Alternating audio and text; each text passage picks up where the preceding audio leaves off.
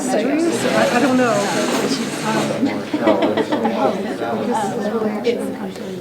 Oh, yeah. Well, hello, everybody. I'm so glad that you were able to join us this afternoon. Just in case you don't know me, I think pretty much everybody does, I'm Renee Duncan. I'm the Associate Provost for Undergraduate Education, and I'm a member of a team, a group of people who have the focus on trying to improve the experience that our students who are veterans have while they're here at Murray State. And one of the first things we're doing this semester or this year is this panel where the students are going to be able to share with you their experience, what they need as veterans, and then we hope also that you ask lots of questions so that they'll be able to impart that wisdom to share all the things that you need to know. Our moderator today is going to be Chris Jeter, and Chris is one of the assistant registrars, and he handles all of the myriad insane Veterans Administration forms and everything that the vets have to deal with to use their benefits. And so, Chris, I'm just going to go ahead and turn it over to you and let you guys go. I hope you don't expect me to spell myriad. It's lots of. Thank you, Dr. Duncan. Again, thank you all for coming and welcome. As Dr. Duncan mentioned, today we're going to be discussing some of the challenges that our veterans face as they transition from the military culture and lifestyle to that of civilian, and specifically student life. Before we begin, though, a few quick facts of note. According to the StudentVeterans.org, 85% of student veterans are considered non-traditional students, and they're at the age of 24 or older. 47% of student veterans have a family, and 27% are female. Additionally, multiple sources throughout the Department of Defense suggest that due to withdrawal of forces from Iraq in 2011 and Afghanistan this year, at the conclusion of this year, along with the anticipated troop strength reductions, there's an expectation for approximately 300,000 service members to transition out of uniform each and every year over the course of the next 4 to 5 years. So the stubby pencil math on that is 1.5 million over the next 5 years. Today, our student veterans face many challenges on their way to earning a college degree. What can we do to help our student veterans with the support they need in order for them to succeed in higher education? So I'll go ahead and introduce our student panel. Joe Mattias, Ashley Madberry, Zeb Ginsberg, and David Val. And as we begin, panelists, please take a few moments and tell the audience a little bit about yourself. Please include your military background, why and when you joined the service, why is or was Murray State your school of choice, why you choose your current, or what is your current field of study, and what are some of your goals once you graduate? Joe. As you said, my name is Joe Mattias. I joined August 17th, 2008. Graduated all my training in early of 2009 around May. I was spent 4 years, 8 months, and 13 days on active duty with 3rd Ranger Battalion. I've done 5 combat deployments, 1 to Iraq, 4 to Afghanistan, and I'm currently serving the National Guard with over 6 years of military experience total. I got out and chose Murray State as a great OSH program, which is what I'm currently majored in. My minor is in criminal justice. I just transferred over to OSH for my major, and it was close to home, and it's a very nice school. I've had nothing but good experiences with the students. The faculty have been very pleasant. Actually, I was in the Navy for 8 years. I got out last October. I came straight out of high school from Henry County High School down in Tennessee. So I knew about Murray State because of this is where we would take our senior trips and stuff like that. So this is how I learned it. I'm a middle school with social studies and math with a minor in computer information science and special ed. So My name is Zeb Gansmer. I'm from Prairie, Tennessee, and I spent 4.5 years Army active duty, 3rd Ranger Battalion, like Mr. Matthias, and 2 years in the National Guard as a team leader infantryman. And I signed up because I wanted to defend my country and serve it and fulfill my duties as required. And I chose Murray State because ever since I was a kid, I just wanted to go here. Never heard a terrible thing about it yet. I'm David Bell. I'm from the neighboring Graves County, so all my family's here. I came to school here before I went to the military, so it seemed fitting to come back. I studied psychology. 2006, I joined the Marine Corps. I signed up to be in the infantry. I'd say that there was some patriotic sense of duty or whatever, but the truth is I just did it because I wanted to know something about myself. And I didn't know any other way to better find that out. Thank you. A quick note about some of the statistics at Murray State. We have just over 400 veteran students that call Murray State University home. So when you look at our student population is what, just over 11,000? That puts us at almost 4%. I say us, that puts the veteran population almost 4% of the overall student population. As we begin, I will start the questions, and if anyone has any questions, please feel free to raise your hand and you'll be recognized to ask your question. David, we'll start with you. Please give the audience a brief idea of what the term military culture means, basically a day in the life of a Marine. Usually a pretty strictly regimented schedule. I don't think our work day ever started after 5:30 in the morning. We PT and usually a lot of paperwork or something. Someone has to be somewhere. You have squad leaders running around and trying to be organized. There's a lot of disconnect from the chain of command as it goes down as far as information. So sometimes people get lost and it's hard to keep everybody moving when there's not, the right hand doesn't know what the left hand's doing and all that. So, and we usually get home at the end of the day and, just like a normal job when we're here in the States. Deployment's all day, every day. Doesn't matter what the day of the week is. Doesn't matter if it's a holiday. We get up, we go patrol, we go back. Go to sleep, get up the next day and do it again. So it was very highly regimented. Has that, the comparison of being a college student where it's really not very regimented versus the military life where it's highly regimented, has that been a transition? Has that been a difficult thing? Part of the scheduling and things like that, yes. I think a lot of it's also the pace of the day. Like I said, there's a lot of disconnect as far as where you're supposed to be and what everybody's supposed to be doing in the military, at least with us. Here, you always know where you're supposed to be because you have a schedule, and it's the same every day. So, I don't know, it seems like more leisure time here, whereas in the Marine Corps, if we had leisure time, we were literally sitting around and waiting for someone to do something. It wasn't leisure time, you were just standing by for the next order. It could be in the next 10 minutes, it could be in the next 2 hours. So, I think maybe the pace of, the daily lifestyle is the biggest difference.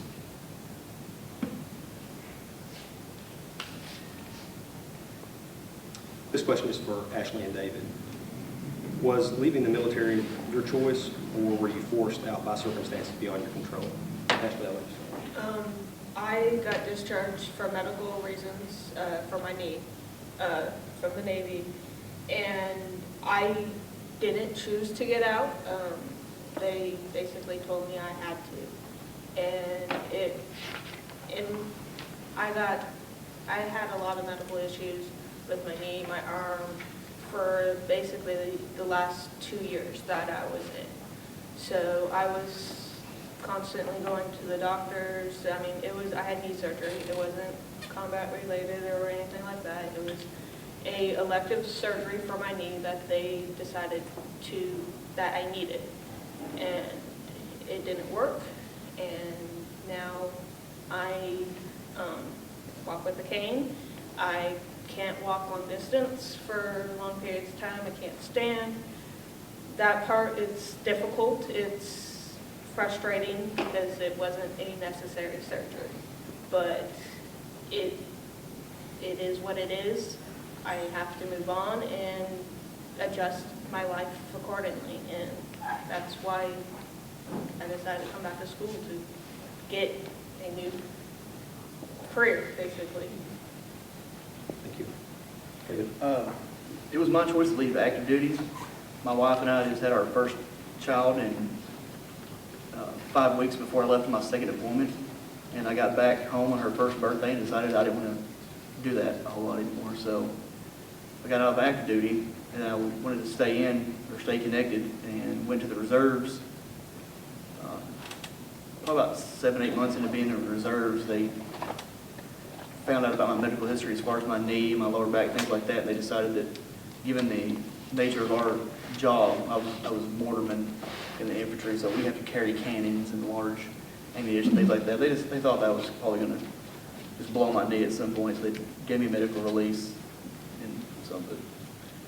Ultimately, no, but active duty, yes, but as far as the reserves go, that's it. Okay, thank you.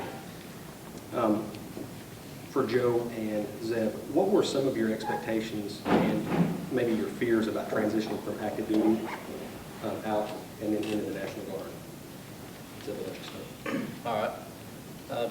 Biggest worry about transitioning out from active duty was either finding a job or finding a school that'll accept me and just switching back to the civilian mindset.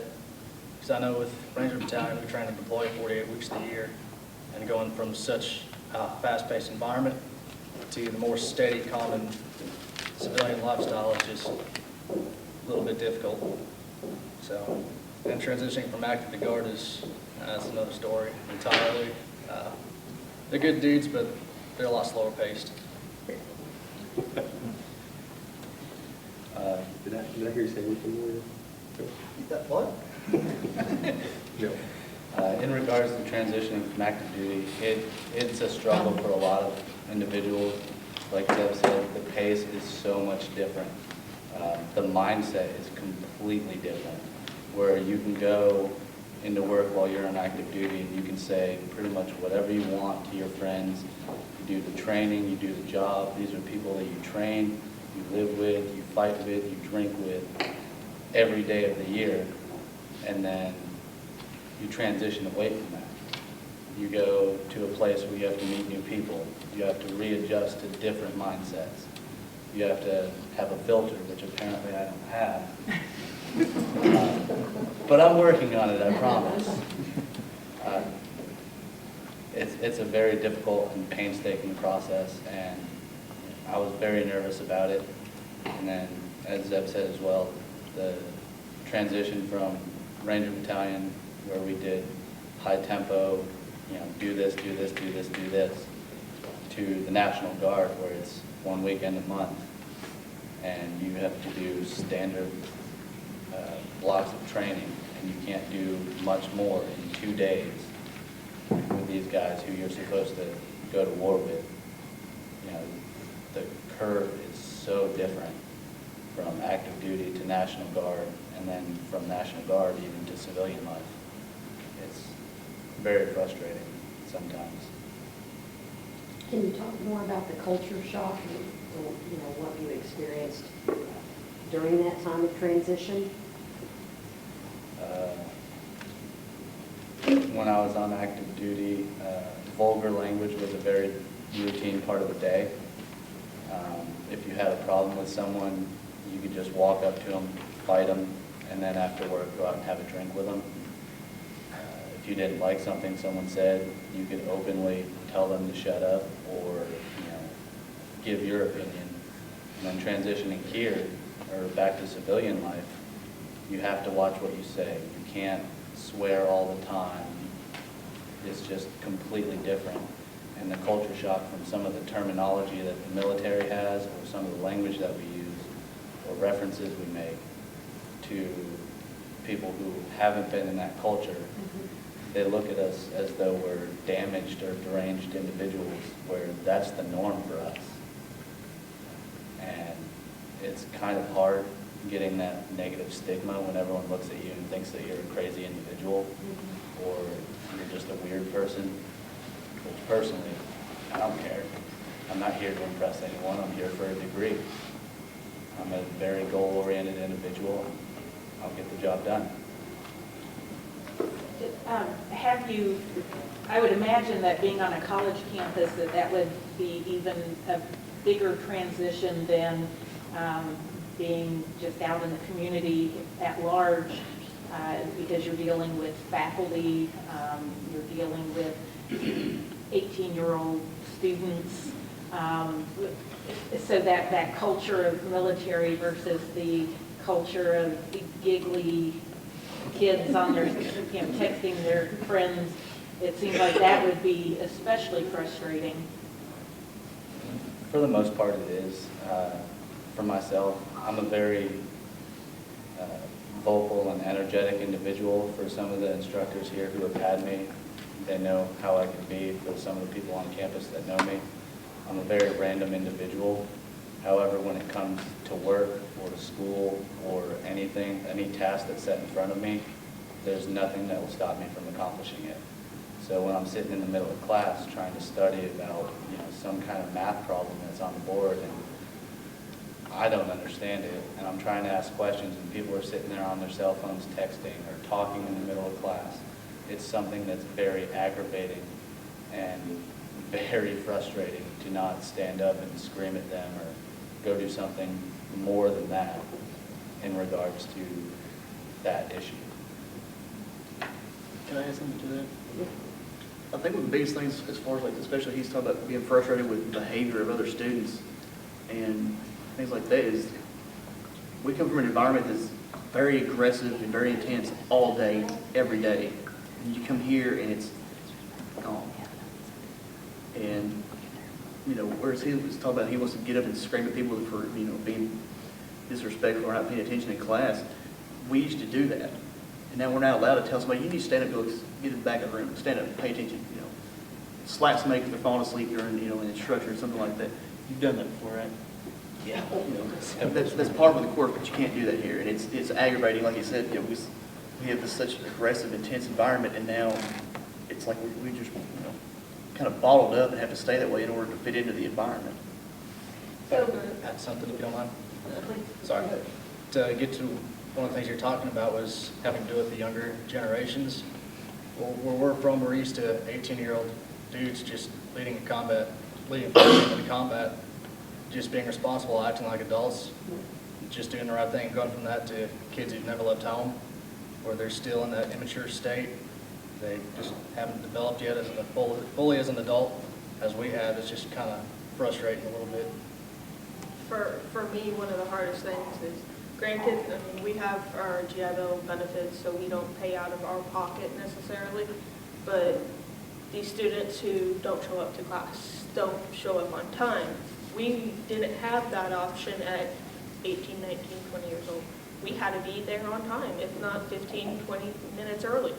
So when somebody's late for something, or when somebody just doesn't feel like waking up at 9 o'clock because they have partied all night and they don't feel like going to the 9 o'clock class, we didn't have that option. We had to go to work, whether we stayed up till 6 o'clock in the morning partying or working or whatever. We always had to be there. And that's one of the most frustrating parts about some of the younger students is they don't have to. They didn't have that option, So, sorry. So if I were a professor in class and you were starting to feel that irritation at your classmates, what would I see? What would tell me, oh, it might be a good idea for me as the professor to rein in these students so that they're not causing so much frustration for you guys? I was going to, for one, if it's irritating you, it sure as heck is irritating us. It comes down to if you can hear them at the front of the classroom, the people sitting next to them, they can't hear you, we hear them. So that's a good time. There's difference of asking questions and stuff like that. That's normal talking during class. But if you can hear them up at the front, that's where it gets here. Yeah. Joe, did you want to weigh in on that? Yeah, I'm a very easy individual to recognize when I get frustrated, since I am a ginger. My skin turns red. Yeah, it's very difficult to hide me being angry. I got this vein in the top of my forehead that's very prominent. I'll be clenching my fists, or I'll be running my hands through my hair. But 9 times out of 10, I haven't had to say anything. It's either died down, or if I do say something to someone else, it's in a very hushed, very personal tone. I try not to use vulgarity or shock anyone, because that does one of two things. It either scares them, which in turn they may call public safety or something like that, or they don't listen to me and they think it's, you know, a joke, and they continue to do it. And that's when things usually tend to get worse, so I'll like walk out if need be. Sir, you have a question? Hope I'm not jumping the gun with this question, but I'm curious, as you guys are all talking about things other students do to really get under your skin, I'm curious, what are some things that faculty members or instructors do that really bother you? Your grade will not be affected. Math class. Frustrating. For me, it's we aren't the average student. We don't need to be told, well, you have to turn in your homework. I mean, yes, we want to know when homework's due, obviously, but we don't need the 6-step process of this is how you write the first sentence, this is how you write the second sentence. And some professors do that because some students need it, but I need it. well, I mean, it depends on the subject, obviously, but when it comes to this is just a step babying, when you baby us as if you would a freshman or a sophomore, or even the other traditional student, that's when it gets frustrating. Can I say something? One thing as far as for me personally is, like some of us, I've been out of school almost 6 years. I know he's been out longer than me, so sometimes it takes a little bit to break the rust off and try to make my brain work again. So just sometimes the professor treats you like you're an 18-year-old fresh out of high school, and it's all right there in the front of your brain, and it's all there backed up in your memory. And some of the stuff we just have to relearn, so just a little bit of patience in that regard as far as remembering that we're not traditional students, and we got to pick up a lot of stuff we forgot. David, do you want to weigh in? Yeah, I think the communication maybe is just, all right, my first semester back, I had a professor who was 24, had just got her master's the previous year. It was her first semester teaching. She wanted to be teaching high school, but hadn't got the job yet, so she was teaching the English department over here. And I had been out of the Marine Corps for all of about 3 months, and I was 30 years old. I didn't want her talking down to me. That was very, very annoying, because I understand, you know, I respect those who have PhDs, master's degrees, that's great. I've been other theirs and done other that's. That doesn't mean that you need to talk to me like I'm 3. Because that, you know, I've had a couple of professors that have done it before, and I usually will wait until after class and politely, you know, I told her, I waited, I was like, I really need you to not talk to me like that. Because I didn't call you out in front of the class like you did to me, but I'm not going to do that. There's a certain, you know, I'm too old for that. Maybe you guys can talk about what's said in a classroom that may trigger reactions from you, such as political opinions or you know, of course, with most recent elections, I'm sure there was a lot of conversations possibly going on in some of your classes, and sometimes things are said that may be offensive to you. Maybe talk about those things. Well, for me, nothing really offends me. Again, with the no filter thing, it's very nice. So I don't have to deal with that. There are things that irritate and aggravate me, but everyone, in my personal opinion, is entitled to their own opinion. That's what soldiers have fought for, that's what soldiers have died for, and that's why we have the First Amendment. You have the right to have your opinion, but for some people, they kind of need to keep it to themselves. Because again, it may offend someone else or it may be derogatory. There's a right time and a right place for it. And in the middle of class is not the time to sit there and talk about your, oh, I hate President Obama, or I hate Mitch McConnell, or I hate this, I hate that. There's a time and place for it, and it's not in class. If you want to catch up with your friends, do it outside of class. You go there to learn what you need to learn, and leave. Hang out with your friends afterwards. For me, one of the biggest frustrations, I guess, is I was in the Navy. I was aviation Navy. So I didn't even see a ship. 8 years, never saw a ship. All I did was work on aircrafts. So I don't have the same experiences as these three. So when people assume I do, and they start asking me questions that I'm like, I wasn't in the Army, I wasn't in the Marines, I worked on aircrafts. And that's one of the biggest annoyances when students assume that if military means Army.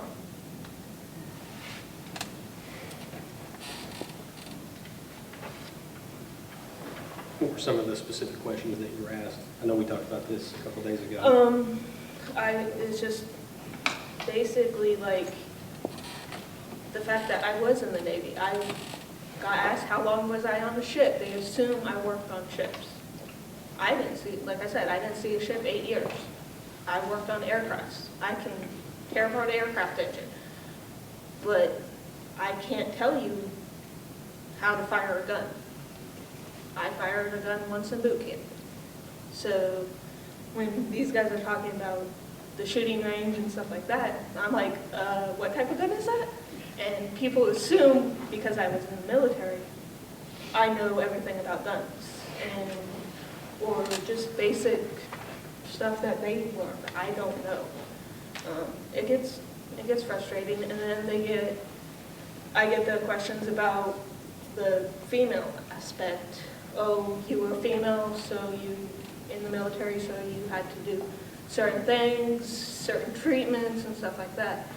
When people start presuming what it was like, even in the Navy, I'm pretty sure these guys are great, what people presume it's like, and they assume wrong, that's when it gets frustrating.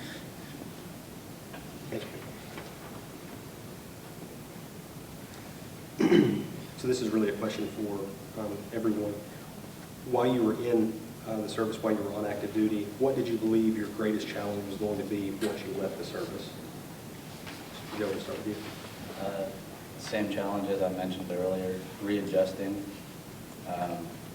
And it's a slow transition for a lot of combat veterans with PTSD and TBI and all these other mental issues.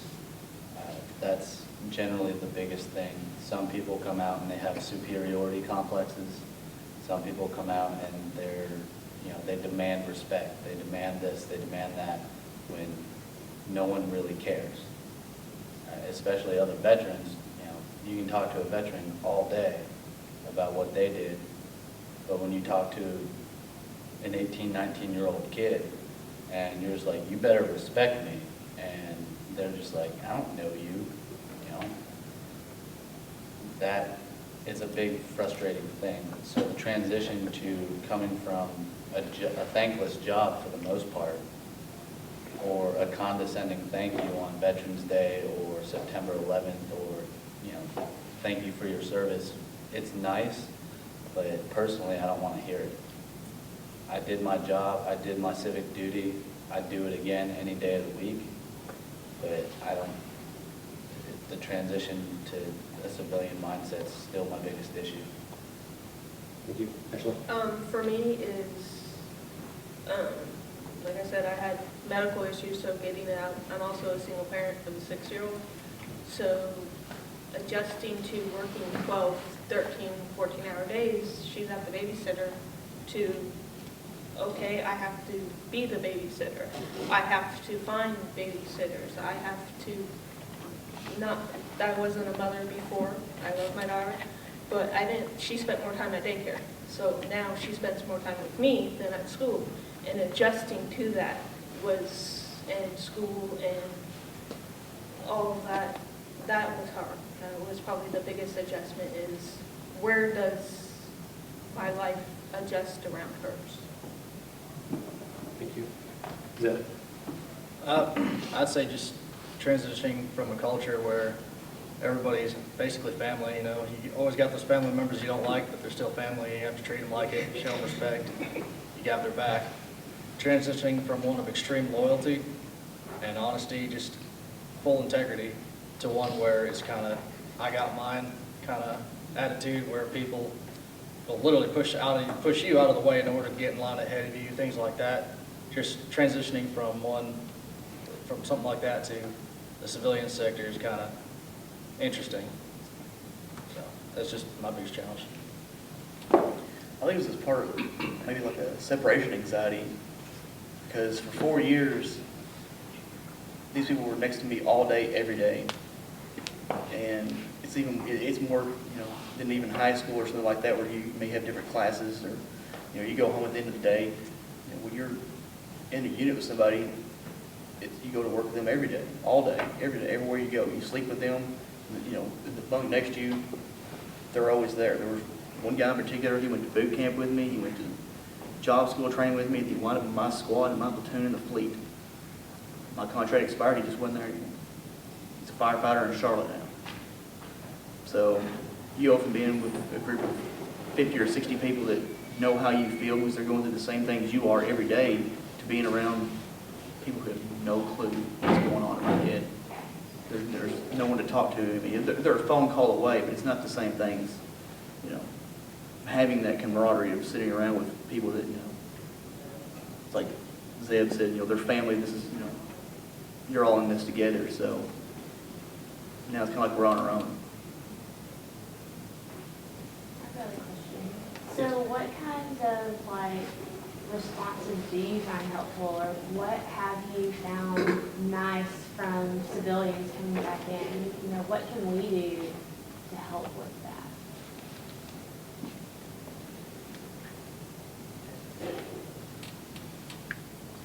I don't know. Just do your job. I don't really want special treatment personally. As long as you're good at your job and you're polite and professional, that's probably the key thing. Polite and professional is a big deal.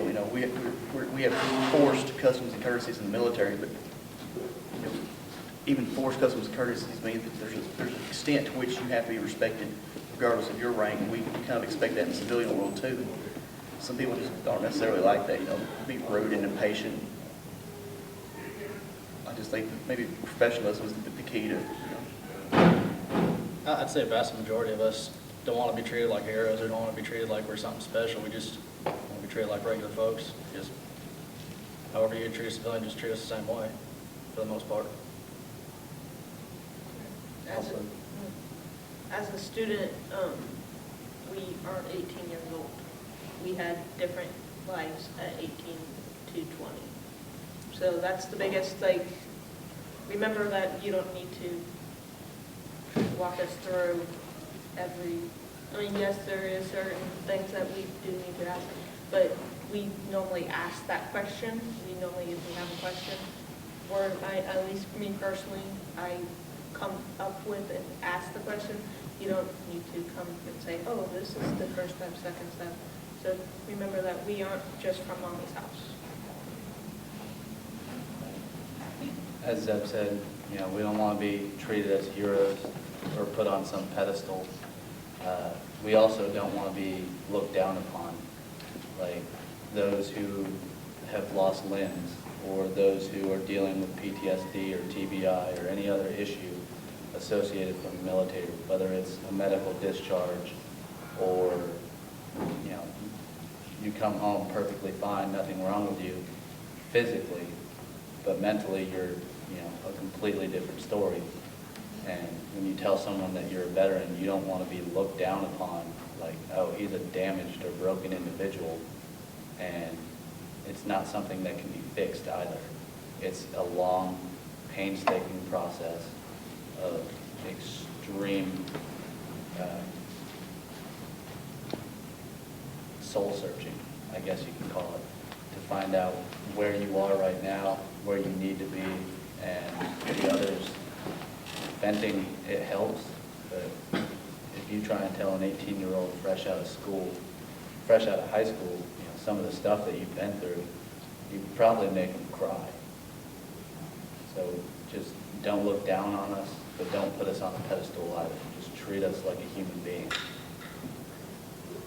With regard to that, I teach first-year experience courses, and I have mostly 18-year-olds right out of high school, but I will have a few veterans in the class. Would you, as a group, prefer that some of those first-year experiences or transitions courses be just the only students enrolled in certain sections are veterans, so that you all can have maybe a richer conversation about transitioning and how to study and all those kinds of things that we're trying to help freshmen or first-year students do, the 18-year-olds, but it would look different, a little bit different for you? Or do you want to be in, you like being in classes with, all different? Zeb, do you understand? Okay. I personally, as an individual, I'd prefer that just because, like we're saying, you leaving your family basically and you're going to this new environment where you have to deal with all these kids. So it's nice to have, just basically build a new network with other veterans who understand your issues, who you can talk to, connect with, and just help each other through the transitioning period. So I think that would be, if possible, that would be an excellent idea. I mean, there's going to be classes that we're not going to be able to integrate that way anyway, but for the most part, we have far, far different concerns in our lives than 18-year-olds, so it makes it, kind of a hassle to maybe work, like if they want to work on a group project or something like that, professor assigns something like that. I do not want to work with an 18-year-old. It would drive me crazy. Well, we've chatted before about transitions classes. Would you be willing to share kind of some of the frustration you had in transitions? And the reason I would like for you to share that, that's okay, because I think even though all classes are not transitions classes, some of the issues that were frustrating for you in transitions would show up in other classes as well. As far as specifically the transitions classes, I don't want to go to one of the residential colleges and participate in some kind of intramural or some kind of talk with whatever activity, an after-school activity here, where I have to come in, mingle with a bunch of 18, 19, 20-year-olds. I mean, that's fine. I don't want to say that they're wrong for behaving the way they do. When they're 18, 19, 20, you get to do that. I think most people in this room would love to be that age again. I would. But I'm married. I have 2 children. I don't want to come up here, drive 30 minutes to come to some event, just make a check in the box. I don't need to do that. I don't need to have a professor teach me study skills or teach me to be on time or teach me to prioritize. I can do that. So it's just, there are certain things that for us, as far as like the transitions thing, there are certain things we're past. We're not transitioning from childhood to adulthood. And part of that class sometimes is geared to that. They're teaching these kids, hey, set your priorities, do all that other stuff, and that's great. The traditional freshmen probably need that. A good majority of them. We don't. I think that class could maybe just orient us to, the services on campus and things like that. That's really all we need. Yeah, there are some of the large universities that have a completely 100% tailored transitions course for vets.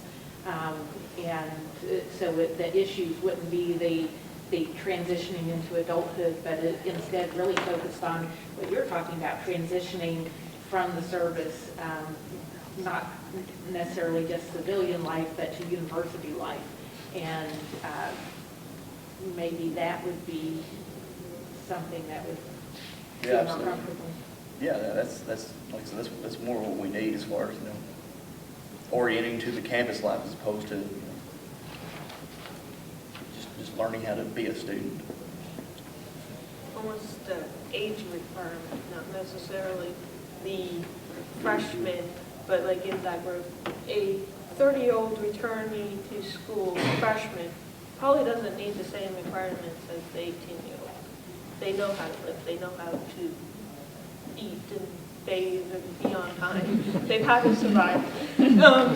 But we learn. Yeah. But we like even returnee students, not just veterans. And that's pretty.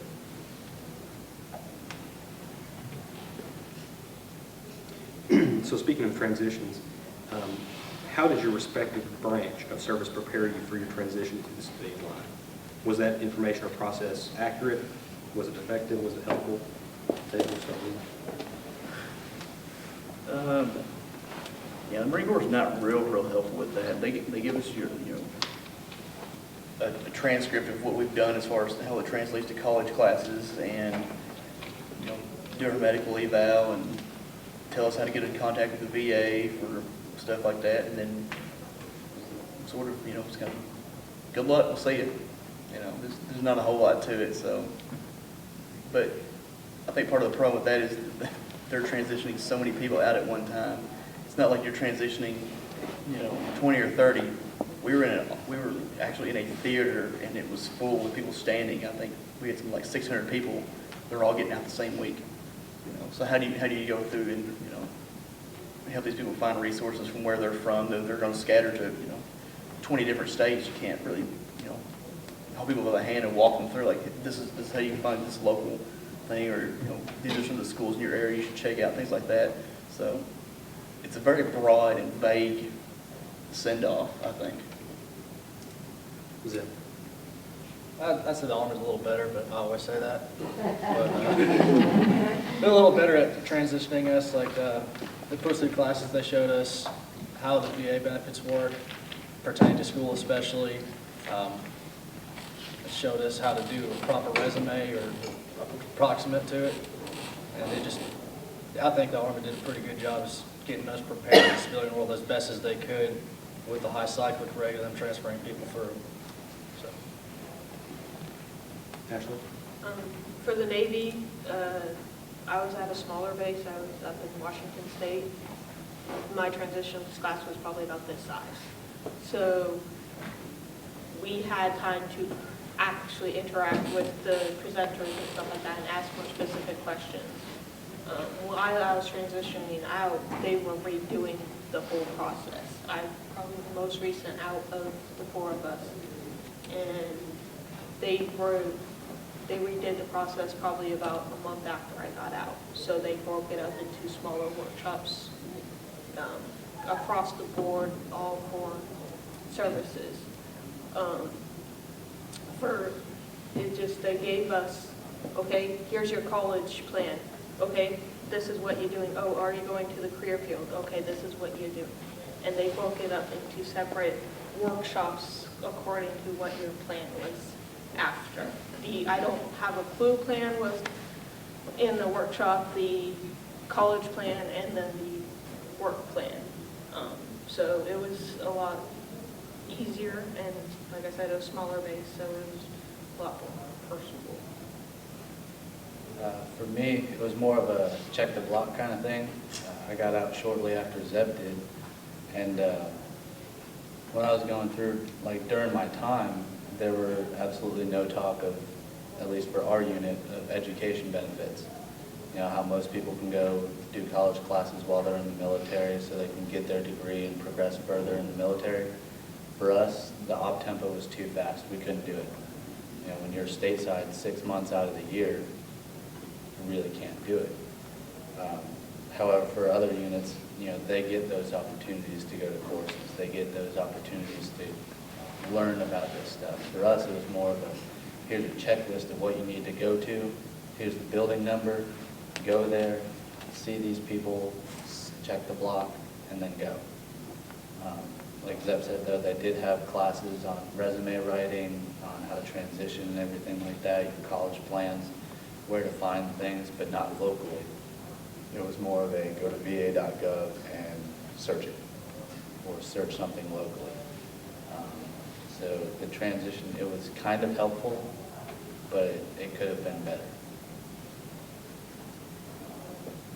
A follow-up question to that for Cho and Zeb.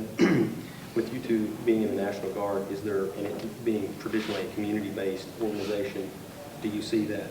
Do you see resources, are resources pushed, and those types of things that you mentioned that may or may not have been pushed active duty, were they being pushed, or are they being pushed by your local unit? For the most part, yeah. We do get to see them. You have the state tuition assistance for the guys who've been in prior service. They have the GI Bill and everything. The guys who have deployed for longer than 30 days, they have the GI Bill. And then there's all these other benefits. It's a long process, though, because you have 1,000 people or so all across the state trying to send up their chain of command, and it all funnels to a few individuals, and they have to process those 1,000 people for all that paperwork. And it takes time, but those benefits, they are mentioned, they are being pushed through, and it's a lot more awareness due to the fact that you're only there a weekend of the month, and you have all that time in between to go to school, go to work, even if it is only part-time.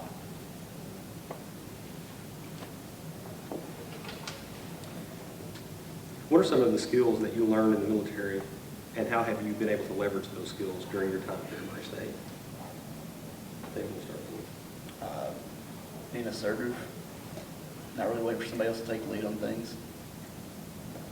I'm usually kind of on my own program, so it's kind of, it's you call it cocky or whatever. I'm just confident in what I know.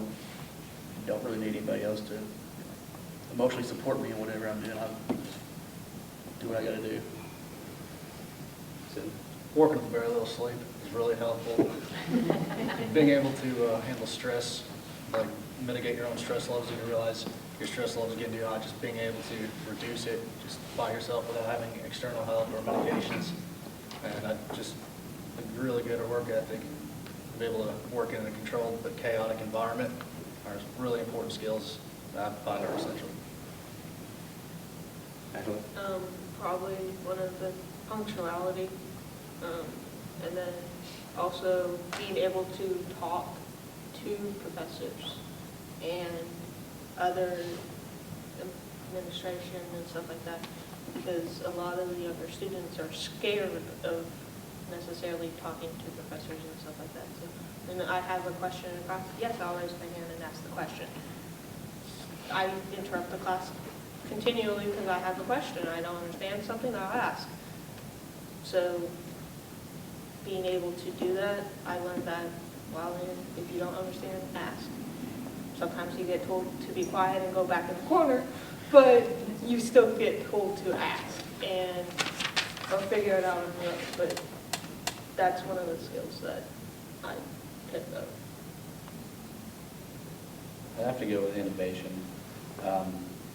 Finding out-of-the-box solutions to problems. Like Zeb said, like all of them said, really, those are all skills that military personnel, they learn. If they didn't have them already, they learned them in the military. And the military has amplified them. It also gives you a sense of creativity in the way to get something done. You may see it differently than someone else does. Or, for instance, for math, why do I have to write out the problem or write all the steps out when I already know how to do the problem and here's the answer? You know, if I can find a way to get it done, I'll get it done.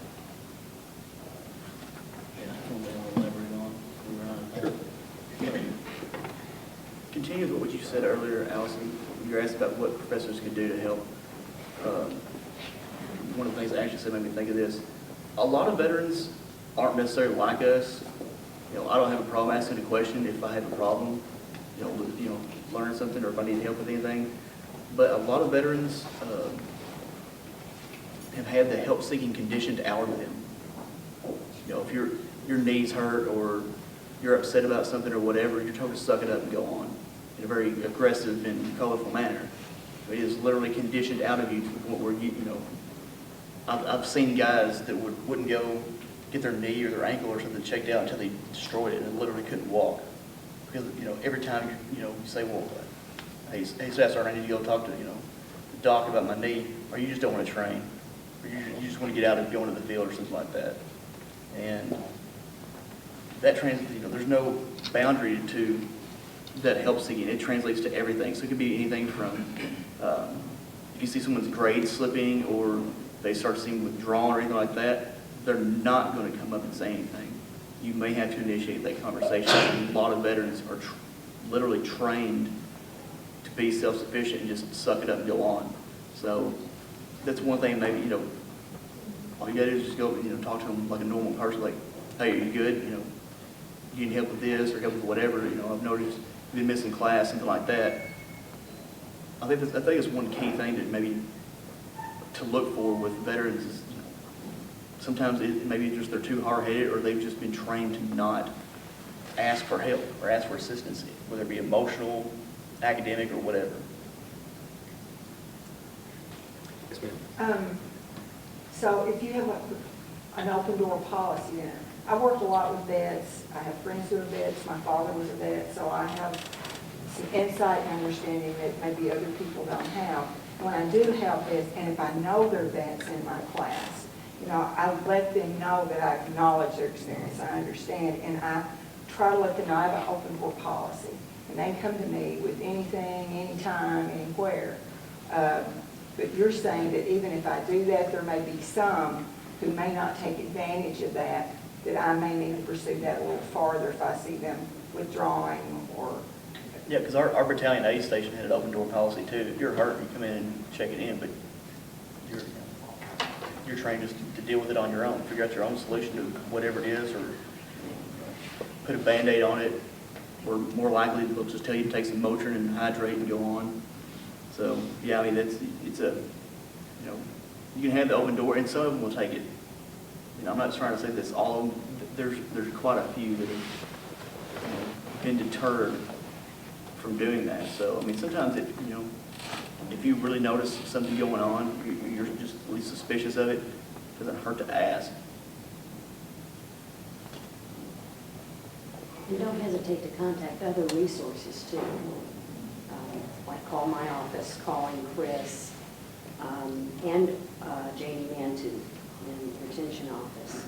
I think that's important because for many of these veterans, if they stop showing up to class, that can affect their GI Bill benefits as they can be cut off. So there is some consequences to that action.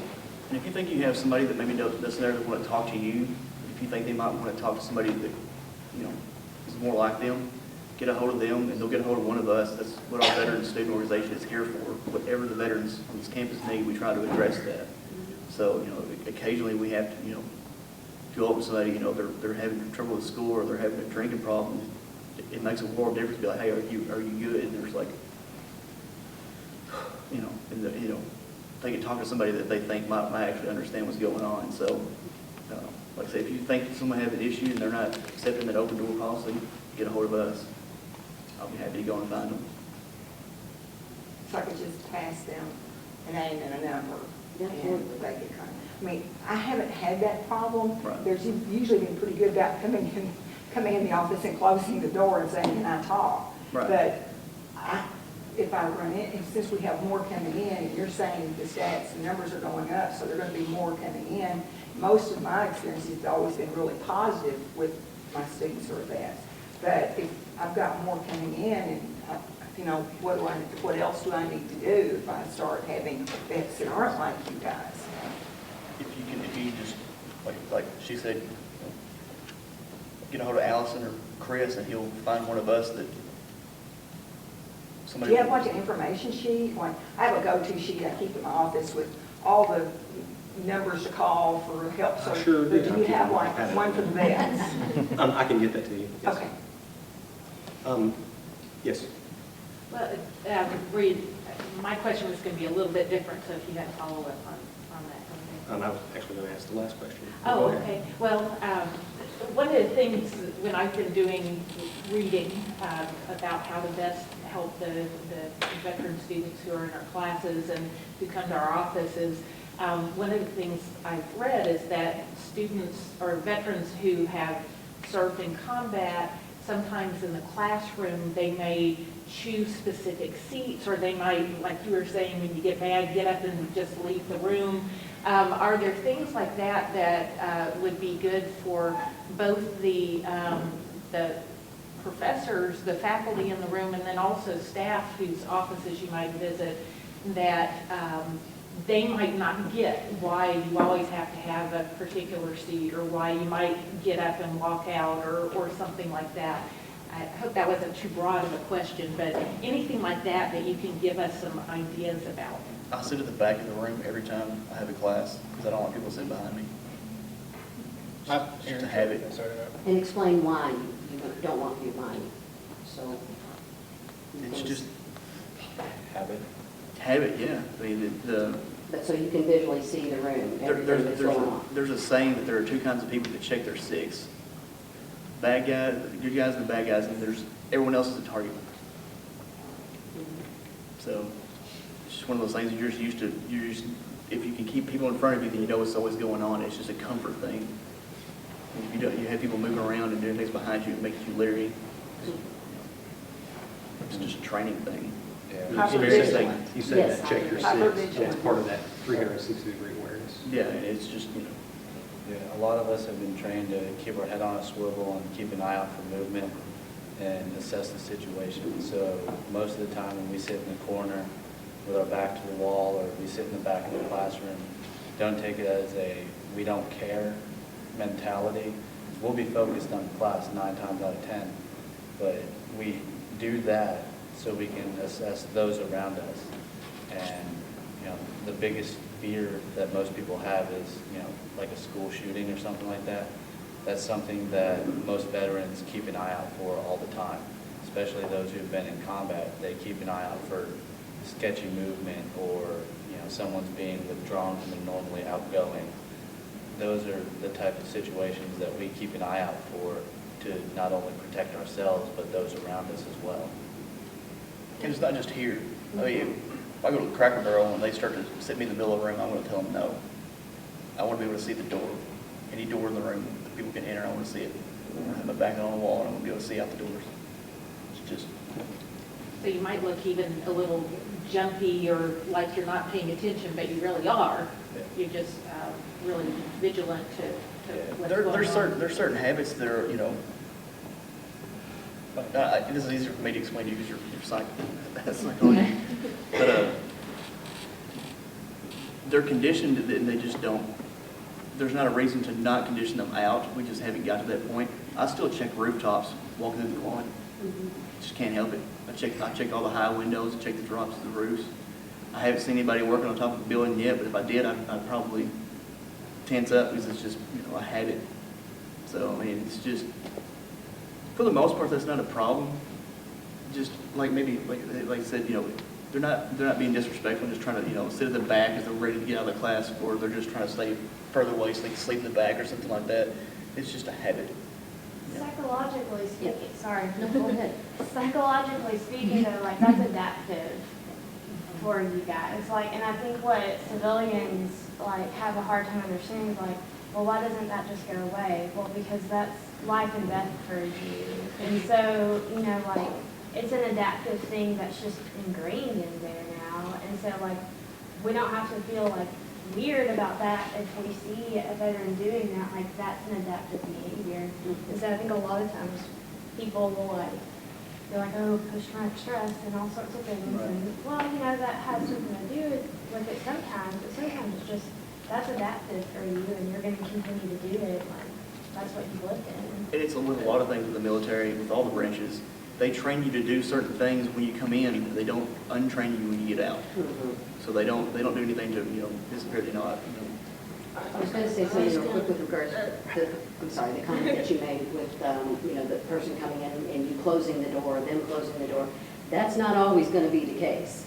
So maybe if you do have someone and you've invited them to meet you in your office to discuss whatever situation, ask them, are you comfortable with me closing the door? Are you comfortable with my office aid? Or can I meet you outside on a bench if you feel more comfortable out in the open air?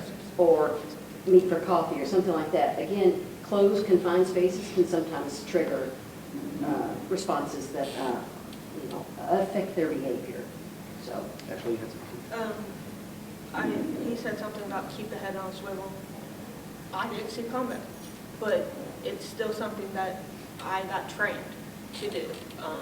I was working with aircraft, so big, huge aircrafts coming at you, landing. So you get, even as I still do it, I will keep, if somebody comes up behind me, I will look, okay, I don't have the issue of sitting in the back, but if there is movement, I will spot it and I will watch it and observe it. So it's not just the combat veterans, it is pretty much anybody who got put into a condition and situation that can be life-threatening. I know we're about out of time. I just want to add one last thing to that, though. I hate to leave on a kind of sensitive subject, too, but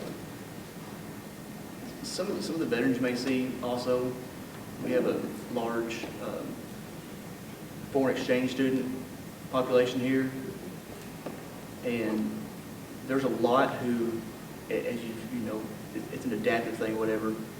If we hear someone yelling in a specific language, we're used to sometimes that being involved like gunfire, so that really, really tense some people up. Some of these, you know, and I'm not racist, they're not racist. It's literally, you know, a conditioned response. So, you know, for me, you know, it's not a big deal, but for some people, you may see them, they'll get really uncomfortable, and it lasts for like 2 seconds for most of them. But a couple of them, it may be an issue. So that's just something to be aware of. You know, I don't have a problem with anybody from wherever they're from. It makes no difference to me. But you have some veterans who just can't help it. They're going to respond adversely because that's what they're used to doing. Real quick, last question. How do you feel, or what do you feel Murray State can do better, or in addition to what's already being provided, to serve you and the veteran population better? Joe, we'll start with you. One thing that I was interested in the military is learning another language. And I know that Murray State offers a few languages: French, German, Spanish, Chinese, and I believe Japanese. Yeah, Japanese. In the military, we were trained, you know, a few keywords in Arabic or Pashto, and some of us, like Zeb, went to language courses to get, you know, that's extra money, that's extra qualifications that we have. I was curious, having such a large foreign national population, and especially a lot of individuals from Saudi Arabia, why we don't offer an Arabic course. Not only to help those who are still in the military get certified, but help those who maybe want to go on study abroad trips to Saudi Arabia, or maybe have more Saudi Arabia students come to America, come to Murray State. It's a potential win-win for both Murray State and certain veterans, or certain individuals anywhere, really, who want to do the study abroad, international education programs. And that would benefit, I know, myself, Zeb. That's something that we were very interested in. A little disappointed that Murray State hadn't offered. I didn't know who to bring it up to, so once this panel was brought up, I'll work on it. now we know. But that was something that, you know, that could better a lot of us, because not only does it qualify us for more money in the military if you're still in the National Guard or reserves or even active duty and you just travel here from Fort Campbell. That's something that could earn Murray State more money as well, getting more study abroad trips to Saudi Arabia or other international areas. That's something that could help out not only us, but Murray State as well. Thank you. If I could add to that. I'm going to interrupt actually really quick, I'm sorry.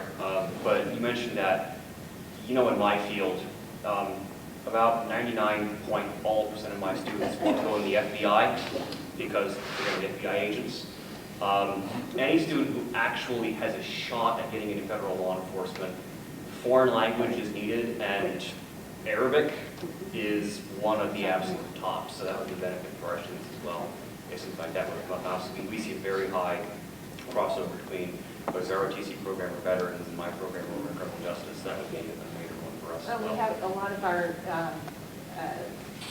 Saudi students or students from the Middle East are in our TESOL, or our, yeah, seesaw, so they're learning how to teach English, but if you would think, and excuse me if I'm wrong here, you would think that they could do the reverse and practice teaching their language to our students while they're learning how to teach English to their students. So I'll work on that. Thank Zeb, you. you had something to add? Well, I was gonna say, with a lot of veterans, especially combat veterans, the only other experiences it has with some of these other cultures has been extremely negative. Like their job is to hunt down terrorists in some countries, and that's all they know about them. So I think introducing the language will also introduce the culture, and it'll show the good side of it, not just the bad side, which is all they know. I think that'll help bridge the gap and mitigate some of the tensions. Thank you. Ashley? I honestly can't think of anything too much. I mean, I knew where I was gonna go. The most untraditional thing, I started online. So my first semester here was online. So when I got here on campus last spring, I didn't get any transition. I didn't get anything. I basically showed up and said, okay, here's my class. So maybe helping people who do start in the middle of the year or are online from Fort Campbell or something like that, and then they get out and then they come over here. That's assistance would have been, I just learned we had health services. I didn't know we had health services. I didn't get told that. So things like that. And that is something that we have talked about quite a lot, and we have not moved on it. So that's actually really good to hear from a student that that's something that you're interested in. Yeah, thank you. Yeah, that would be my suggestion. You know, nothing on Allison or Chris and their ability to help students with their problems, but they have other jobs. And I've seen, I've worked for Chris in his office, and I've seen students come in and, talk to him about they're having a problem with the class and they're not, they're having an issue with the professor or something like that. It's not his job. He's, gracious enough, and it's not Allison's job. And they'll help the veterans. There should be somebody that we have that their sole purpose in life is dealing with veterans. They don't have to be like, okay, well, I got to go back to certifying people or, get my paperwork or do this. I have a meeting to go to or whatever. They can dedicate themselves just to those purposes. Joe, you had something to add to that? Yeah, I apologize. About the language course, since Special Forces group over at Fort Campbell, they learn Arabic. That's their primary language that they learn, and they go through courses as well. But there are a lot of other education benefits that we could have at our Hopkinsville or Fort Campbell satellite complex that we could integrate into the military units there. And I know Arabic would be, even on a satellite campus, bringing in a lot of funding from 101st or the other units that are there to help them get qualified as well. So not only for the main campus, but satellite campuses, whether it's through video communications for the classes or have an instructor at each of the satellite campuses. Zeb, did you have anything to add as to what you believe or what you feel the Murray State can do better to serve you and the veteran population? No. Been very satisfied so far, so I can't think of anything other than language. Yes, I sir. just want to mention, I'm in the history department, and Renee knows this, of course, but Zachary Hearn, Dr. Hearn, is our Middle Eastern historian. He's very interested in the Arabic language course as well, and he's a very, very fine Middle Eastern historian that spread that word among the veterans.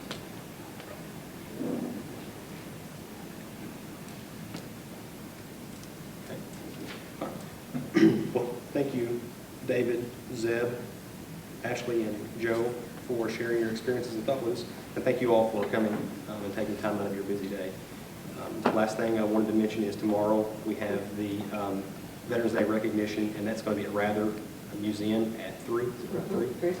Dr. Davies and the CEO of Marshall County, Callaway County Hospital are going to be speaking, along with a female veteran who is also a student here. Her name is Monique Bumstead.